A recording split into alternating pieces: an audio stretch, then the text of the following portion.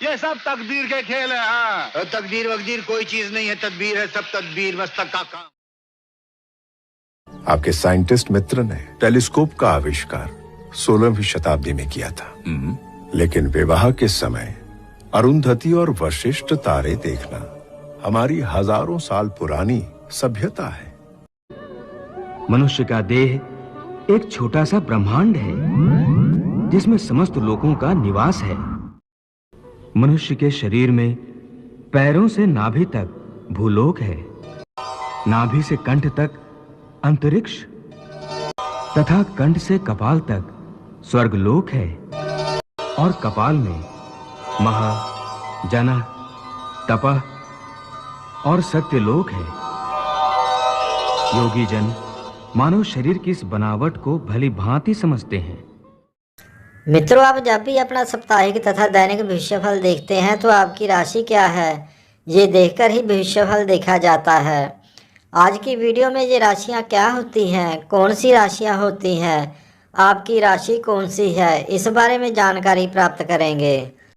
पर उससे पहले मित्रों, अगर आपने इस चैनल को अभी तक सब्सक्राइब नहीं किया है तो इसे सब्सक्राइब अवश्य कर लें।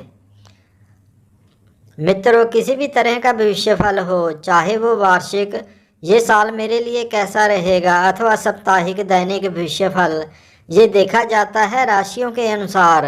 आपकी राशि क्या है, अगर आपको ये पता है तो समाचार पत्र पत्रिकाओं पर अपनी भविष्यवाणियाँ देखकर आप अंदाजा लगा सकते हैं।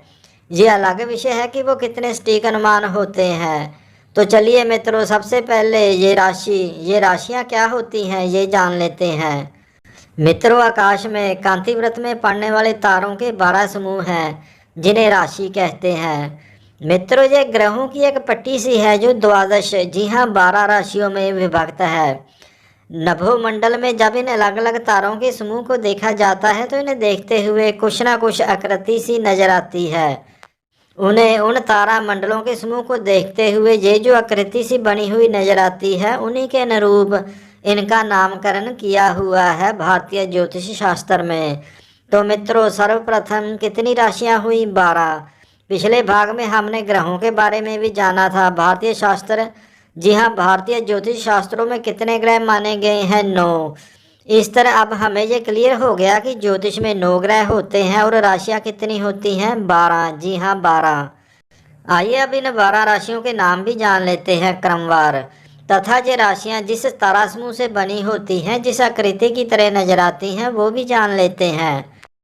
सबसे पहले मेष राशि, मेंढे की आकृति। नंबर 2 पर वृषभ राशि, आकृति बैल जैसी। नंबर 3 पर राशि मिथुन।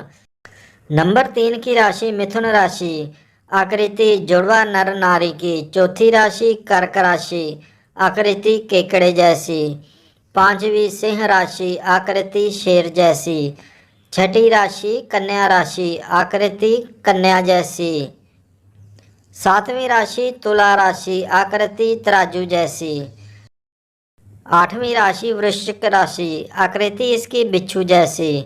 9वीं राशि धनु राशि, आकृति धनुषधारी जैसी। 10वीं राशि मकर राशि, आकृति कहीं कहीं मृग जैसी और कहीं कहीं मगरमच्छ की तरह अब ड्रा करने लगे हैं। इसके बाद आती है 11वीं राशि कुंभ राशि, आकृति घड़े जैसी, तथा अंतिम 12वीं राशि मीन राशि, जिसकी आकृति मछली जैसी होती है।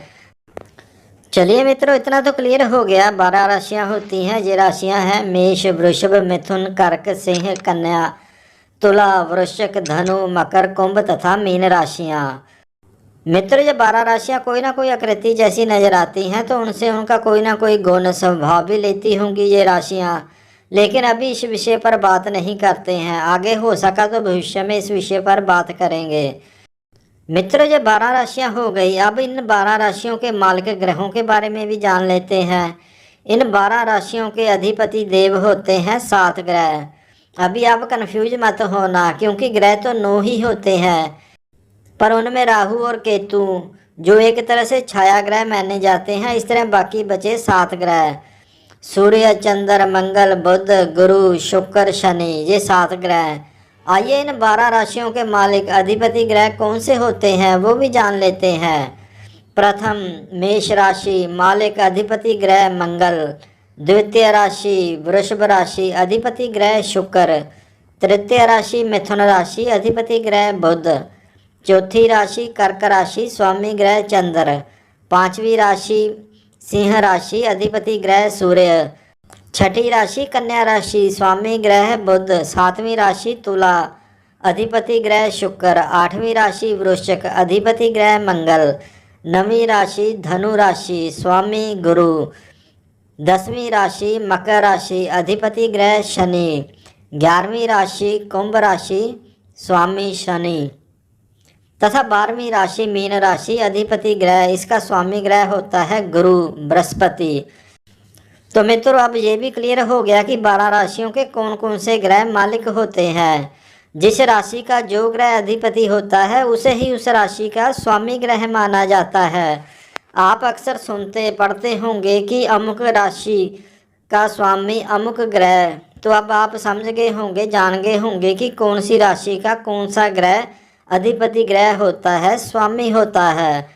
थोड़ा रिवाइंड करते हैं फिर से मित्रों। सूर्य ग्रह सिर्फ सिंह राशि का 5वीं राशि का स्वामी होता है। चंद्र ग्रह सिर्फ चौथी राशि कर्क राशि का स्वामी होता है। मंगल ग्रह मेष तथा वृश्चिक राशि का स्वामी होता है।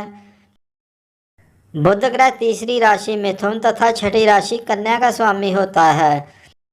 इसी तरह गुरु ग्रह, जिसे मित्रों हम बृहस्पति ग्रह भी पुकारते हैं, ये 9वीं राशि धनु राशि तथा 12वीं राशि मीन का स्वामी होता है। इसके बाद मित्रों शुक्र ग्रह, ये दूसरी राशि वृषभ तथा 7वीं राशि तुला का स्वामी होता है। शनि ग्रह 10वीं राशि मकर राशि तथा 11वीं राशि कुंभ राशि का स्वामी होता है। मित्रों जो ग्रह जिस राशि का स्वामी होता है वो उस राशि वाले जातक पर अपना बहुत प्रभाव डालता है।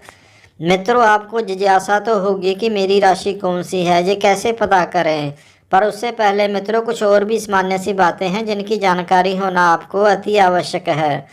मित्रों हमने कुंडली रीडिंग के प्रथम भाग में जाना था कि कुंडली चित्र में 12 भाव होते हैं, जिन्हें हम 12 घर भी कहते हैं। इन 12 भावों के कारक हमारे 9 ग्रह होते हैं, जिनकी जानकारी पिछली वीडियो में दे दी गई है। मित्रों इन 12 भावों तथा ग्रहों के बारे में विस्तृत जानकारी आगे देने की कोशिश करेंगे, अगर वीडियो को ठीक ठाक सपोर्ट मिला तो। पर क्योंकि अभी 4 वीडियोस हो चुके हैं और अभी तक कुछ ठोस जानकारी, बेसिक जानकारी के अलावा आपको नहीं दी गई है, तो लीजिए आपकी जिज्ञासा को शांत करते हुए ठोस जानकारी देते हैं। कुंडली चित्र देखकर आप स्वयं कैसे जानें कि मेरी राशि कौन सी है, क्योंकि कुछ लोग डेट ऑफ बर्थ तो कुछ लोग अपने नाम के आधार पर भी अपनी राशियां मानकर बैठे हुए होते हैं। वो कितनी गलत हैं और कितनी सही हैं, इसके बारे में भविष्य में जानकारी प्राप्त करेंगे। मित्रों जो ग्रह दशा आपके जन्म के समय आपकी जन्म कुंडली में होती है, परफेक्ट राशि तो वही होती है, शेष मनमत ही कहना चाहिए। चलिए जानते हैं कि आपकी परफेक्ट राशि क्या है।